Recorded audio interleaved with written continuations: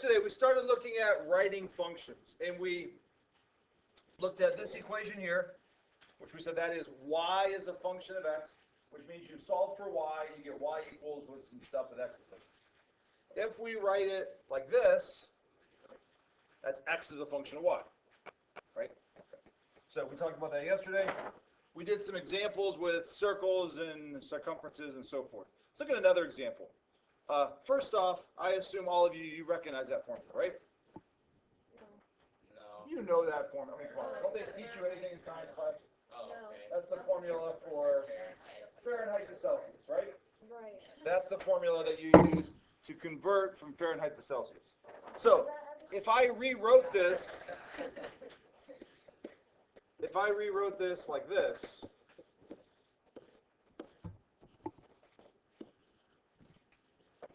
that would be the same formula written in a different way, right? Now, which one of these, the right or the left or the right, is Celsius as a function of Fahrenheit? Left or right? The right. Celsius is a function of Fahrenheit. The left one is Fahrenheit is a function of Celsius. Okay. Now, this is the one. Excuse me. This is the one that we probably never really use much. Very rarely are you trying to convert Fahrenheit into Celsius. This is actually a formula you could use, well, depending if you travel much, right? This is a very useful one to know off the top of your head. If you're on vacation in pretty much anywhere outside the United States, I was going to say Canada, but anywhere, Canada, Mexico, pretty much the rest of the whole world, right? And you turn on the radio in the morning and they say, today it's going to be 30 degrees outside. Is that sweatshirt or is that shorts? Can't you be like, hey Siri, what is 30? That takes too much time. Just do it in your head, like that. Right. Okay, so here's the key, though. Here's what you do. Let's not do 9/5, and let's not add 32. That's hard. Here's what this formula basically is. Here's the quick, easy way to do it in your head quickly next time you travel. Double it, add 30. So if you say the temperature is going to be 30 today, double it. 60, add 30. 90. That's about 90 degrees. Now, if you put it in the formula, somebody has a calculator out, actually do it in their calculator. Take 9/5 times 30 plus 32. And you get, is it 87 maybe? 86, something like that, roughly. Okay? But if you're doing a quick calculation in your head, that's pretty good. I like that one. Let's say it's going to be 10 degrees outside. Double it. Add 30, 50. 10 degrees Celsius, about 50 degrees Fahrenheit. Quick, easy way. That's quicker than saying, hey Siri, which would, Siri would probably just say, I found this on the web for you, and it wouldn't even answer the question, right? So, but that's a quick, easy way to do it in your head. But there's an example, two formulas, two functions, written in different forms. Fahrenheit is a function of Celsius. Celsius is a function of Fahrenheit. Okay. All right. Let's look at this formula. Write Z as a function of Q. So the first thing you have to do, and don't shout this out, but you got to think about, are you going to end up with Z equals stuff with Q, or Q equals stuff with Z? You got to think about what variable are you solving for? What variable do you want to get by itself? So if we want Z as a function of Q, we are solving for Z. So we want to end up, when we're done, Z equals some stuff with Q's. Okay? Now, it's hard though because we don't have a lot of numbers. We went over how to do this earlier this year in section 2.9 when we talked about inverse functions. So try this. Solve for Z.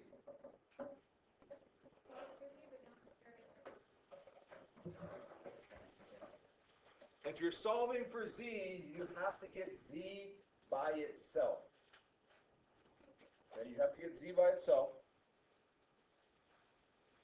And there's going to be like the one kicker step that makes that hard.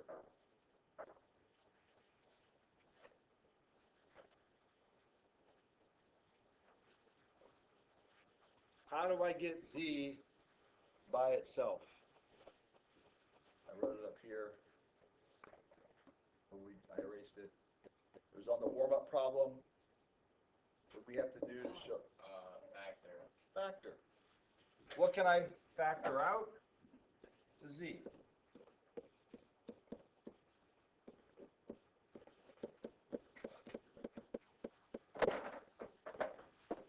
Now, once I have that factored out, to solve for z, I can just divide by all of that. So I get 6q over 4 plus.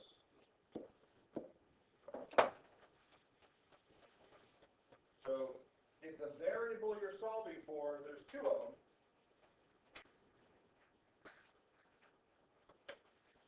You need to factor it out, right?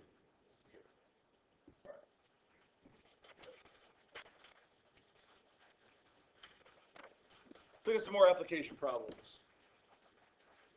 The height of a cylinder is triple the diameter. Express the total surface area S as a function of the height. The height of a cylinder is triple the diameter. The height of a cylinder is triple the diameter. What is bigger, the diameter or the height? Here's why that's important. Because there's two options here to get us started. Either the height is triple the diameter, or the diameter is 3 times the height. So you got to decide which of those is true. So you want to think, which one's bigger? Just in the words, which one's bigger? Height or diameter? Height.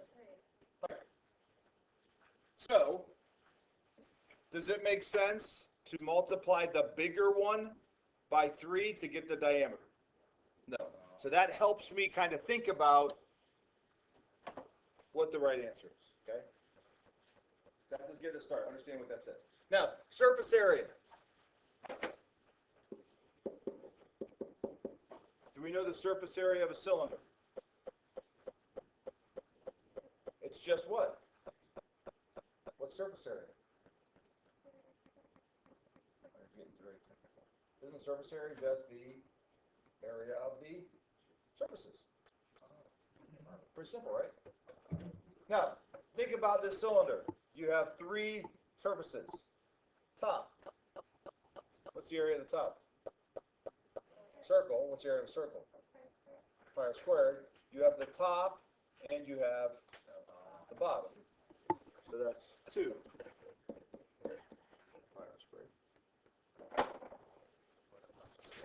Now, what about the sides?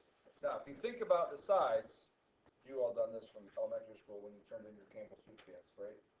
You take a cylinder and you peel off the cylinder, what do you get? Rectangle. What is the height of that rectangle? The height of the cylinder.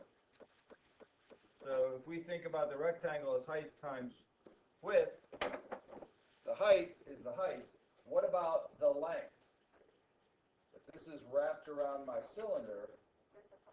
If I take that around there and I unwrap it, that's just the circumference of the circle, right? Right there, the circumference of that circle is the length there, right? So what's the circumference of the circle? 2 pi. I just went down 2 pi h for some reason.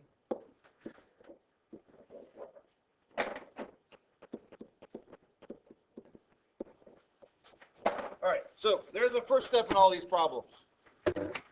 Write down the formula. Now, surface area right now is a function of what variables?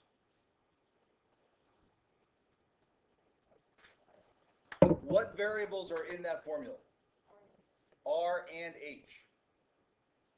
2 variables, okay? We're not dealing with functions of 2 variables. Are there such a thing? Sure, in other math classes, but not in here.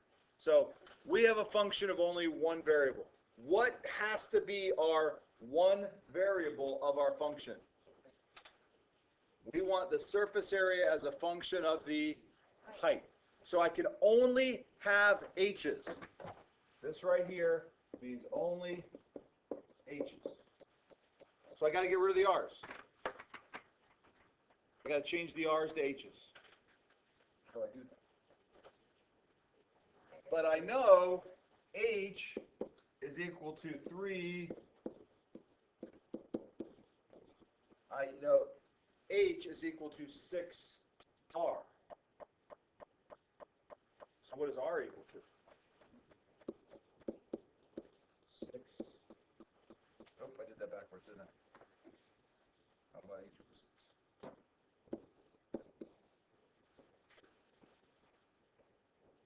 Now I can substitute that in, and I get 2 pi h over 6 squared plus 2 pi h over 6.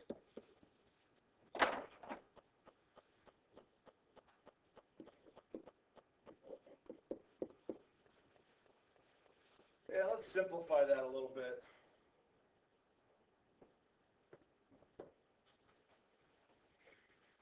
Two steps, or can you do it in your head?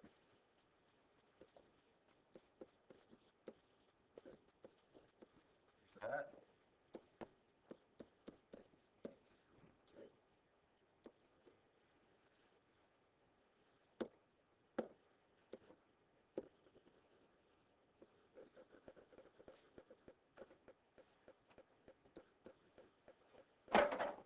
So I get to there.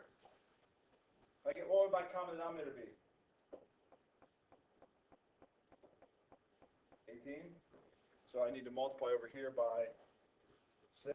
So I get 7 pi h squared.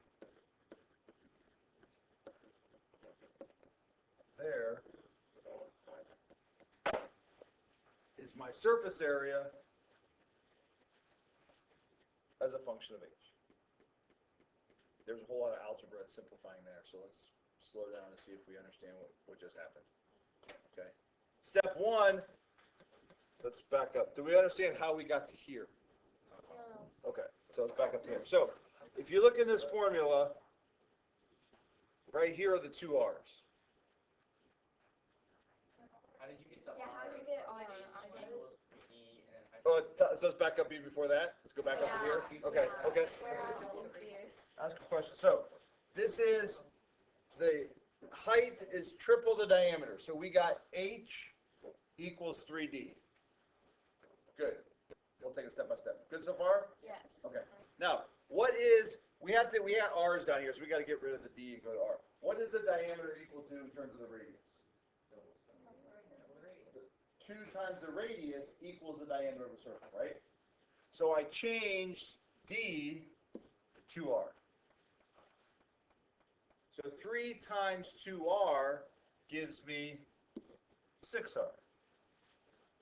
So that tells me h is equal to 6r. If I want to solve for r, I divide by 6, which is how I got to here. Okay, that makes more sense. Okay. Now, how do I know to do that in the first place? Because I had this formula, which has h's and r's in it.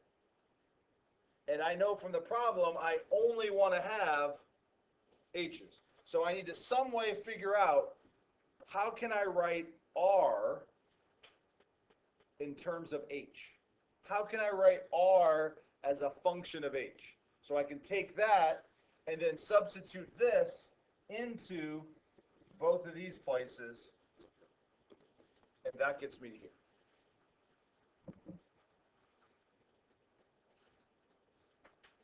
With me so far? Now you got to just simplify, which simple, no, not really, but then you simplify here. So what is 6 squared?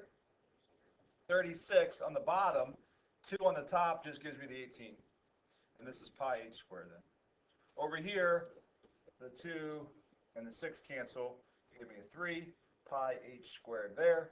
Then I get my common denominators, and I combine.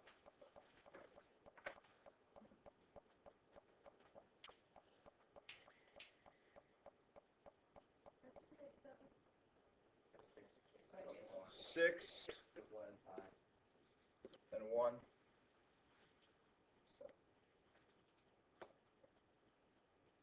There's a lot going on. These are not like easy, like, oh, that's just obvious kind of thing. Maybe for some people, maybe for most people. Yeah, just, but. Yeah, these are hard. There's a lot of stuff going on for these. They're not just like, oh, there's these. All right, let's try another one.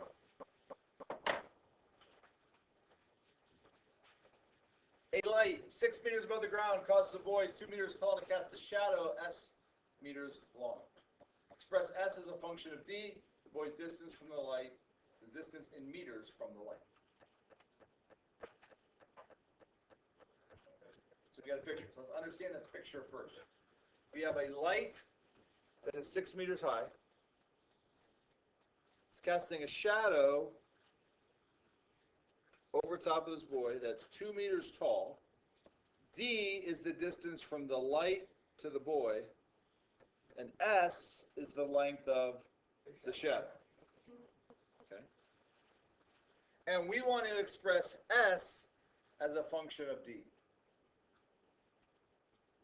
Now, the key on these, and you may not see it. Does anybody? Before I just tell you, does anybody see it? What we're going to use? Close, but no. No.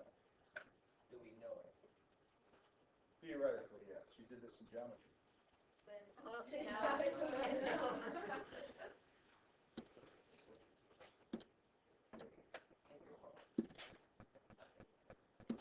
We have that triangle, and we have that triangle. And what do we know about those two triangles? Use your geometry words. It's like square divided by 2. I don't know what that means. Like a rectangle, but then divided by 2. What's that called? Not congruent. What's congruent mean? You're close. Congruent is equal. What's like congruent but not equal? That's in chemistry.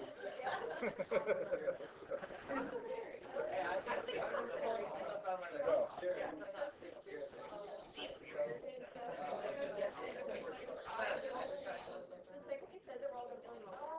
Similar. Similar figures.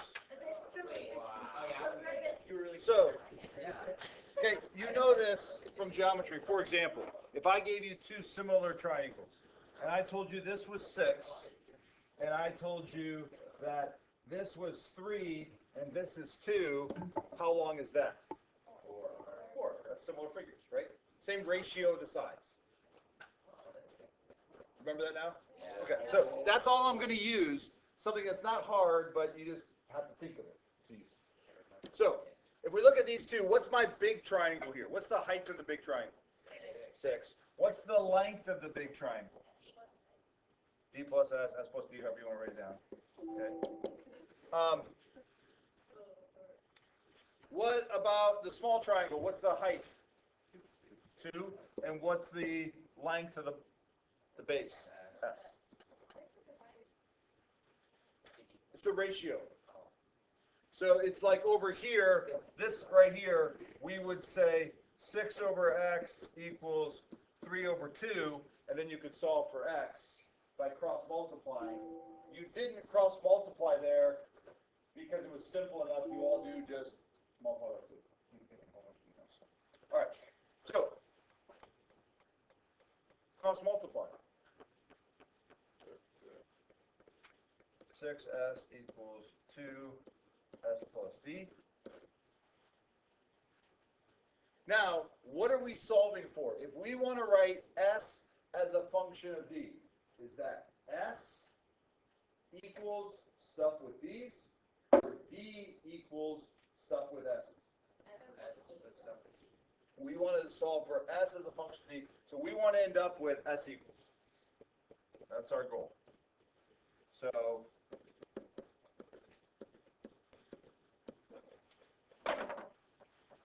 See, can you solve that for S?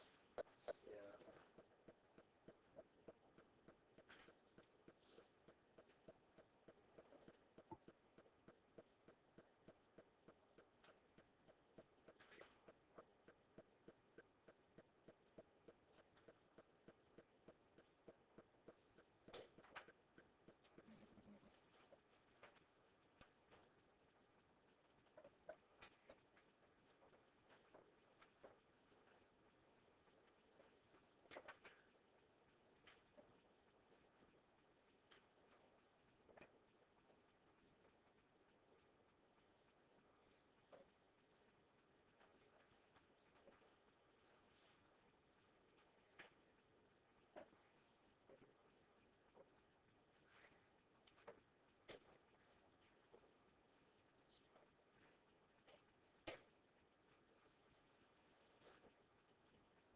We get it?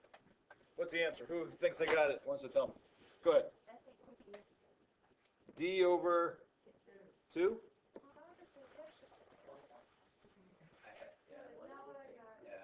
believe that was 4. Yep, I buy that. So you subtract the 2s, You divide by 4. By the 2. which this is 4s over 2d. So you may have wrote it as 2d over 4. So Is that wrong? you did what? 1/2 D.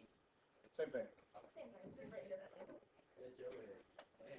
And that's a good question. We had this exact conversation in calculus today about something because it was the same kind of thing. Like we were dealing with fractions and we wrote it in a different way. And so, do we understand that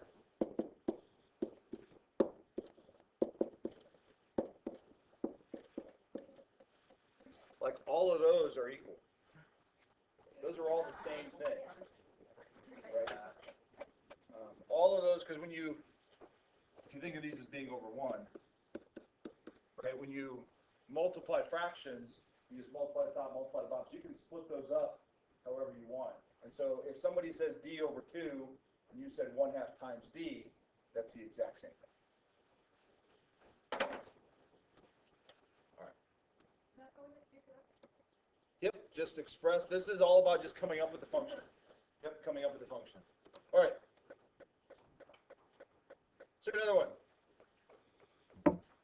A box with a square base and no top has a volume of 4 meters cubed. Express the total surface area of the box as a function of W, the width of the base.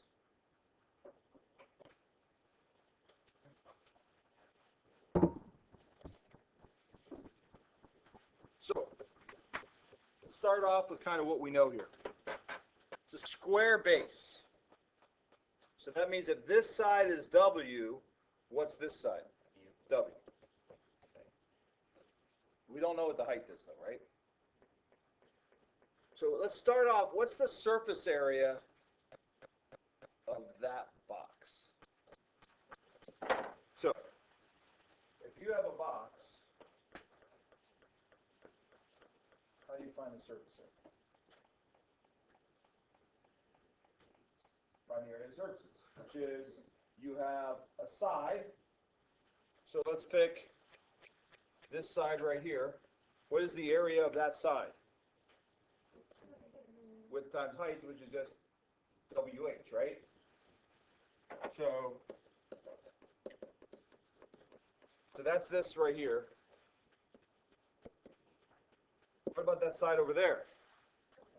It's WH. So we actually have what? 4 WH.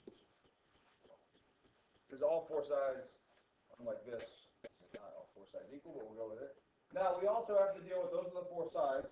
We also have to deal with the top and the bottom. But there is no top, so all we got to deal with is the bottom, which is W squared. Now, the next part you want to think about, which variable are we getting rid of? Right? The surface area as a function of W. So we want to get rid of the H. We want the H to be, change the H. So Nope. Command A. Okay. How did that make it? What's that? They give her a list of commands she has to do. Okay. They're clear. Is anybody here in German? Yeah. Okay. Yes, so it does that. Ja. Oh. Es gibt ein Ding plus noch ein Ding, das ist 1 plus 1 und das ist 2 Dinge. Das ist Mathematik. Ja. Sie haben Kalkulus nicht gesagt. No Leibniz. Oh ja, Herr Leibniz. No Leibniz. Herr Leibniz ist nicht hier, aber war das gut? Ist das okay? Ja, okay. Oh. Oh, you're good.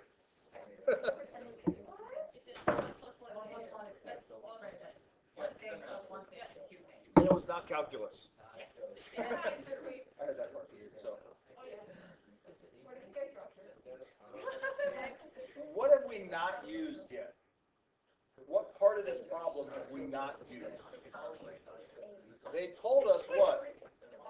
They told us the volume is 4, and we haven't used that part. That's the piece we're going to use to get rid of the H. So what is the volume of this box? It's 4, but in terms of our variables, what's the volume? Length times width times height. So it is W squared times H.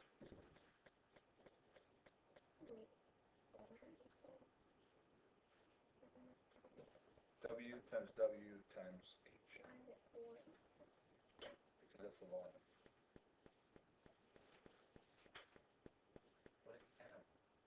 Meters squared. That's my units. Yeah, that's the units. Okay. Now, we're trying to get rid of which variable? H. So, can I rewrite H to get rid of it? I know what does H equal. And look at my formula. My formula is only going to have W's. So what is H equal to as a function or with W's? 4 divided by W squared. Now I can take that over to here.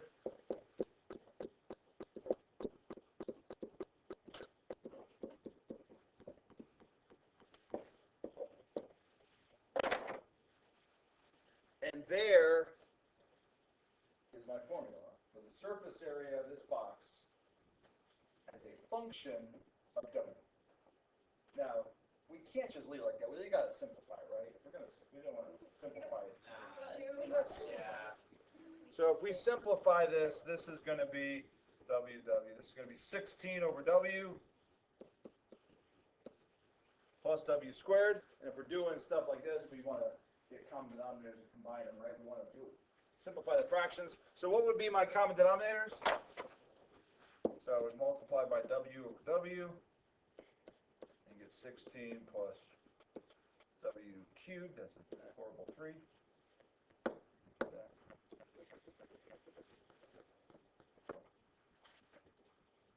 W squared times W.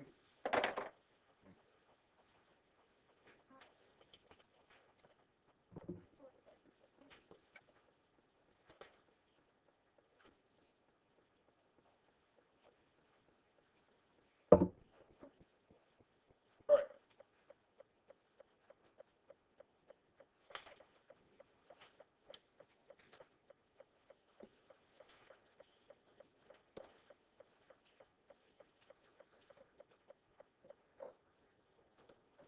We have what?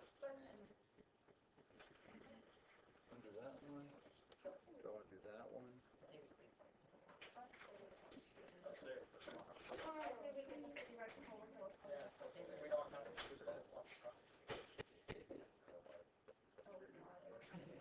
Let's look at this one. I'm going to change this one here, though, to make it the same as the last one. So you'll see what I'm saying. So we don't have to redo the whole problem. We're going to say this is 4 meters cubed, and we're going to say no top. Or squared. Sorry. So now that is basically this one, right? The same one. So now we have, from that last one, we can say that our surface area was 4W over 4W squared.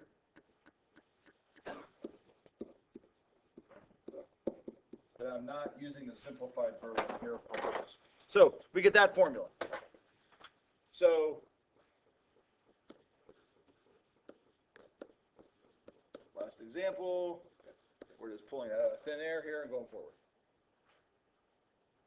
So far so good? Now, let's add the next part. The material for the base costs $5 per square meter. The material for the sides costs $3. Find the total cost to build this box. So, what is the area? What is W squared? The area of the base or the side? The base, and that cost is 5.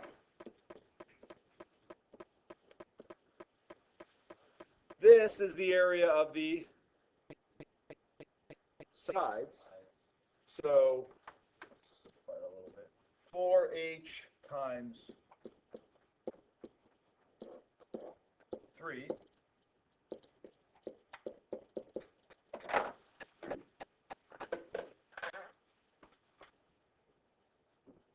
So what dimensions would give you a minimum cost? Calculator. Graph it. See if you can find a minimum.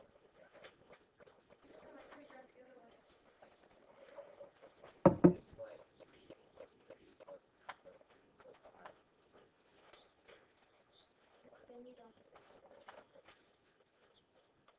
Figure out how much it costs. But you need to know the area of each side. Because it's 3 per square meters, so depending on the size. And so what you're looking at here is you're trying to minimize the cost of building a box with 4 square meters. But it costs more to build the bottom than it does the sides. So you're figuring out, okay, how can I build this to have a certain side where this, who would ever want to do this? So you want the biggest box with the lowest cost. Would it be realistically that the bottom costs more than the sides? Look at this. Think of a cereal box, right? Made out of cardboard. Why would the bottom cost more? There's more material because they overlap, right? There's like, it's like double kind of, so it costs more where the sides are thinner, just one side, right? So when they make a cereal box, they're going to say, hey, this cereal box has to be 32 ounces, whatever the size is, right? And they want to build it with as least amount of cardboard as possible to make it as cheap as possible. Does that make sense? Why? As we talked about the other day, it's always cheaper to build stuff around. Why don't they just build everything as a sphere? Why doesn't your cereal just come in a sphere? It's harder to store, harder to put on the shelf. I mean, there's all those kind of issues in terms of how you put stuff on a shelf and the size that they make it and all that kind of stuff. So there's more than just straight cost, right? You know, how weird, this seems really weird to me even saying this out loud if I thought about it. What happens if your cereal box was really long and flat? Wouldn't that seem weird? I mean, like, take it so like, I don't know if I have something. If this was like, if this was your box of cereal, right? And imagine that this was the front and this side opened up. That just messes with my head even thinking about it, right? So you could do it that way, but instead they do it that way. So, right.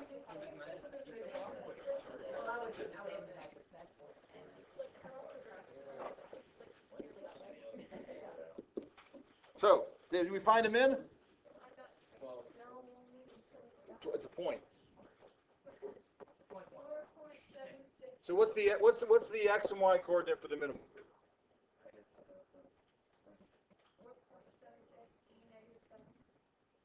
Is the x?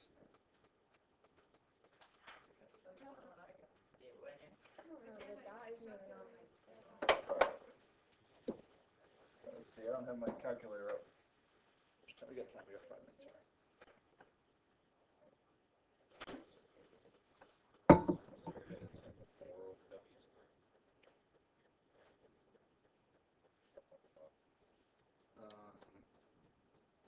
it's 4W squared.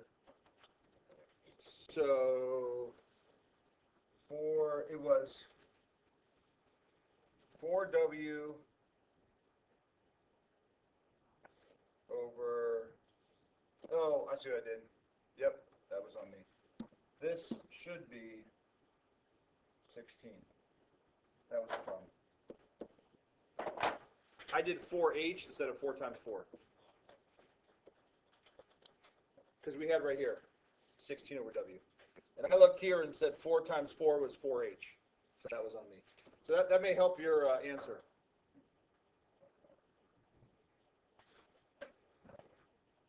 Did that help? Or no, not really.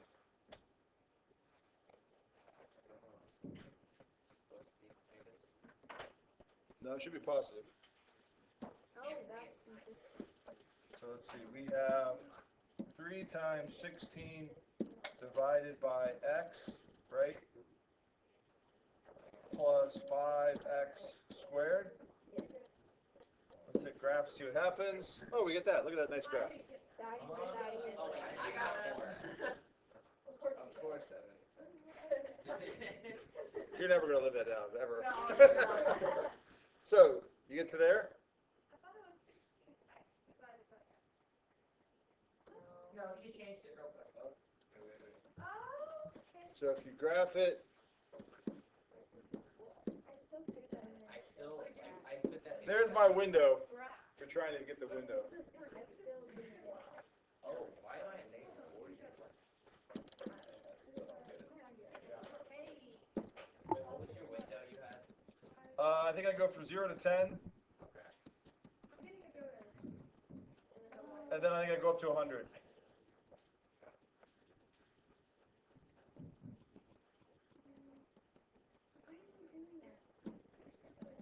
Oh, now I get it. So 1.68 and 42.68. I actually. Did you get that? There's your equation.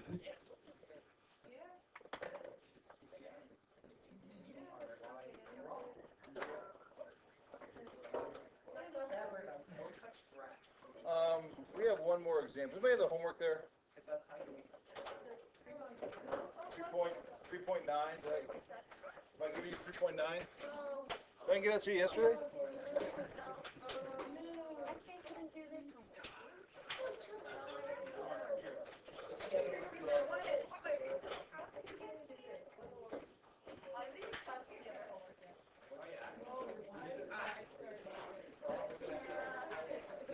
He'll be here tomorrow. They can get it tomorrow.